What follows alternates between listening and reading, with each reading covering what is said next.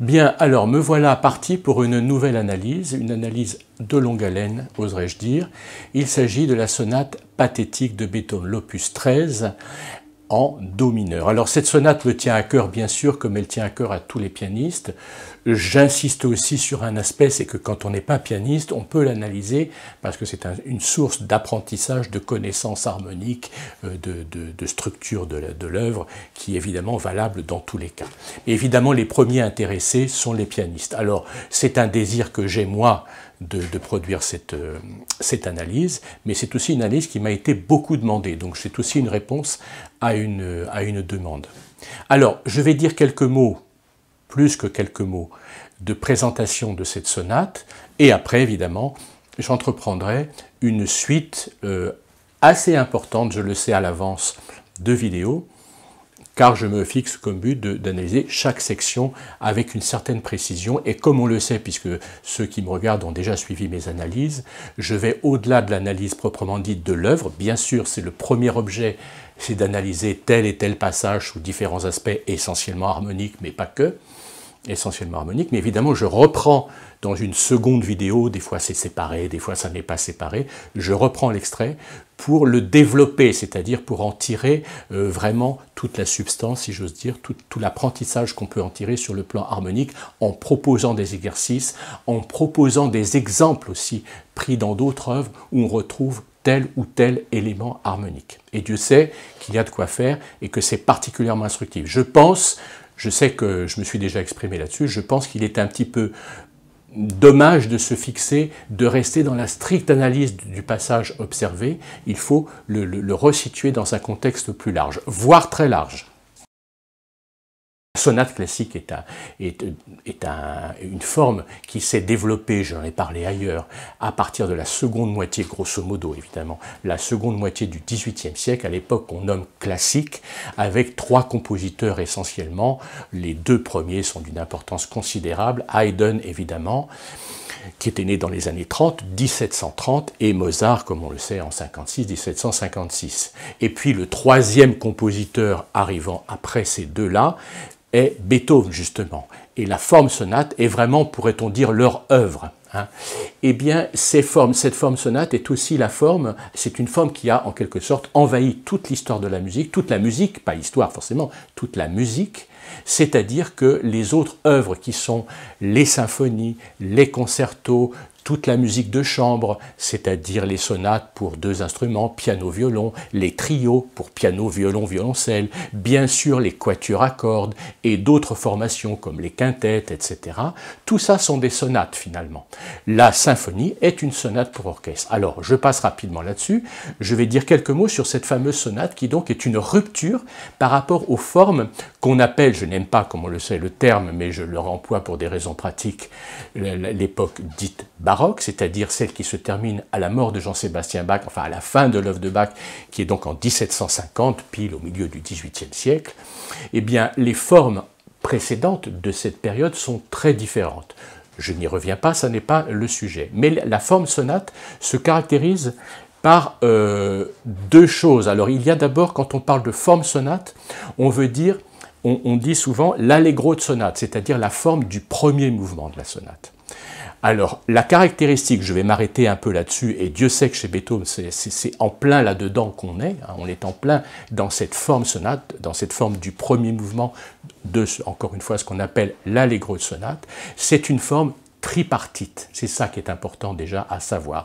Les formes à l'époque de Bach, notamment par exemple ce qu'on a dans les suites françaises, suites anglaises, suites allemandes, sont des formes bipartites en deux volets, tandis que la forme sonate est en trois volets, correspondant évidemment à l'esprit d'une époque. Je ne développerai pas ça, mais il est important de savoir que les musiciens ne sont pas détachés de leur époque, c'est une idée à laquelle je tiens particulièrement. Attention, cette forme tripartite est aussi une forme qui est d'ailleurs très universelle par ailleurs, je veux dire même en architecture, l'architecture on voit bien un bâtiment en trois parties, deux ailes et un bâtiment et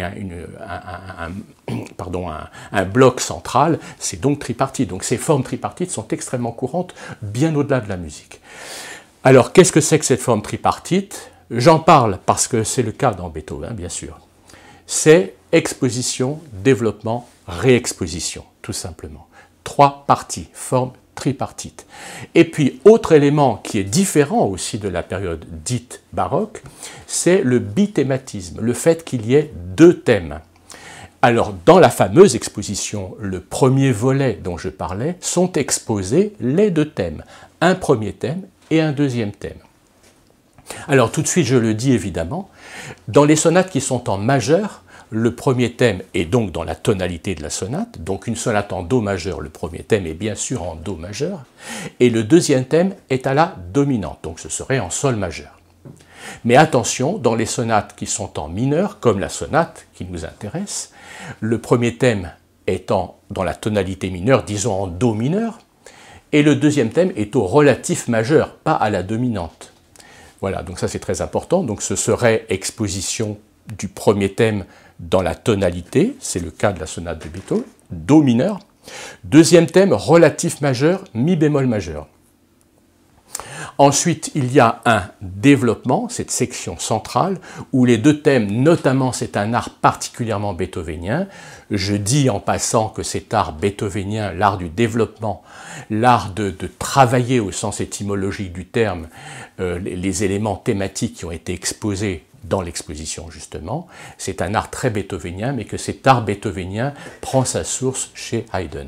Tous les éléments de la musique, je le dis de manière extrêmement globale, mais tous les éléments de la musique de Beethoven ont leur origine chez Haydn. Avec bien sûr une originalité, et le fait que Beethoven soit Beethoven, c'est une évidence, mais enfin il ne faut pas négliger le grand maître qu'a été Haydn par son exemple, peut-être plus que par son enseignement direct, qui a été assez limité, semble-t-il, mais par son œuvre, ses quatuors, ses sonates, ses symphonies, tout se retrouve chez Beethoven, y compris des détails, des fois d'écriture, les fameux silences expressifs, on lit à droite et à gauche, Dieu sait que je l'ai lu, le silence beethovénien, oui, le silence beethovénien est une caractéristique beethovenienne et très importante, mais on le trouve chez Haydn, bien sûr. Donc, développement. Et puis, bien sûr, après, troisième volet, réexposition. Alors, cette réexposition est équivalente, non, elle n'est pas petite particulièrement, elle est équivalente à l'exposition. Son volume, si j'ose dire, est le même. Mais à une différence près, c'est que dans l'exposition, j'avais thème 1 en mineur, puisqu'on est en mineur, thème 2 au relatif majeur.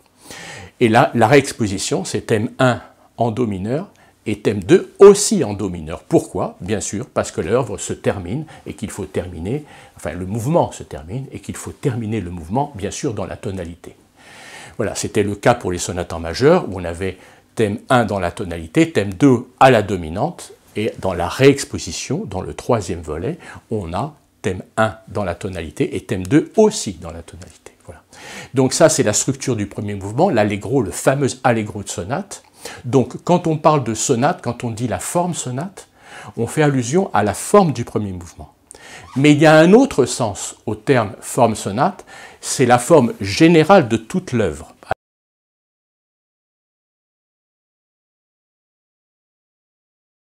On a donc le premier mouvement qui est très substantiel, qui a beaucoup de contenu. Chez Beethoven, c'est le cas toujours, mais c'était le cas chez Haydn et Mozart aussi d'ailleurs. Le premier mouvement, c'est ce fameux allegro de sonate. Le deuxième mouvement est un mouvement lent.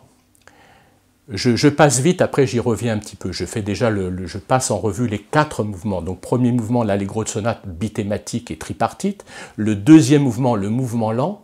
Troisième mouvement, le fameux menuet, qui est un reste de l'ancienne suite baroque d'ailleurs, qui est une forme de divertissement, c'est-à-dire qu'il prend place en troisième position, il est un divertissement, et il sera remplacé, je dis tout, je me mélange, mais ça n'est pas bien grave, je reviens sur mes propos, et le menuet sera remplacé, dit-on dans les fameux livres d'histoire de la musique, par le scherzo beethovenien. Attention, la notion de scherzo, elle est présente, extrêmement présente chez Haydn.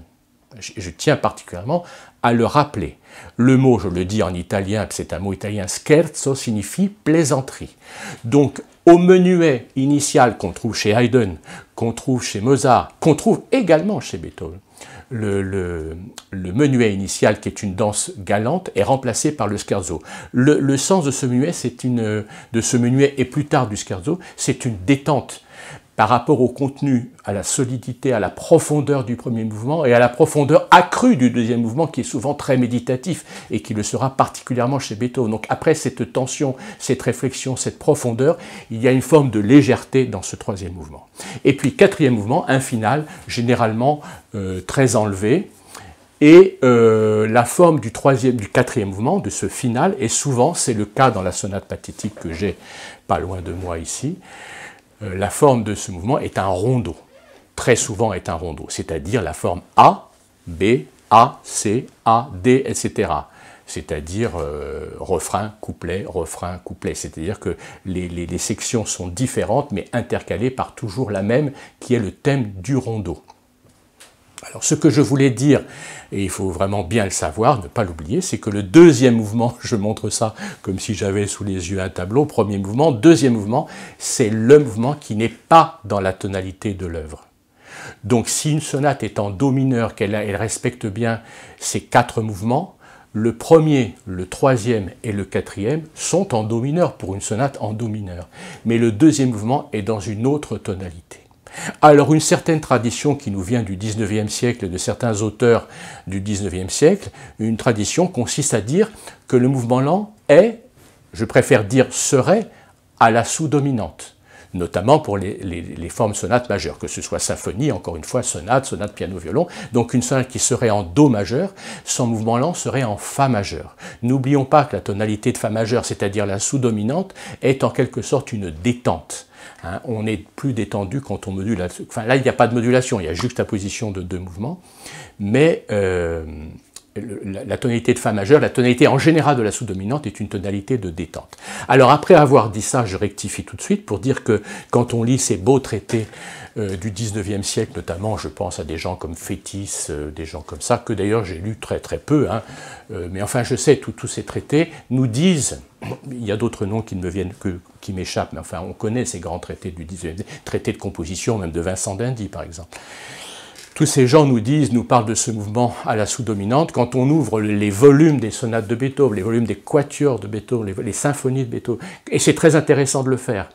Les volumes des quatuors de Haydn, il y en a beaucoup de quatuors de Haydn, et quand on regarde tous les mouvements lents, on s'aperçoit que les sous-dominantes ne sont pas si nombreuses que ça, et les tonalités des deuxièmes mouvements sont le relatif mineur, le relatif majeur, la tonalité homonyme, le sixième degré quand on est en mineur, c'est le cas ici dans la sonate pathétique, le mouvement lent est en la bémol majeur, ça n'est pas une sous-dominante que je sache, on est en do mineur, le mouvement lent est en la bémol majeur. J'en dirai quelques mots, plus que quelques mots, quand je l'analyserai, notamment sur cette tonalité, j'y tiens particulièrement. Alors voilà pour le tableau de cette sonate. Maintenant je vais parler plus précisément de la sonate pathétique et de sa forme.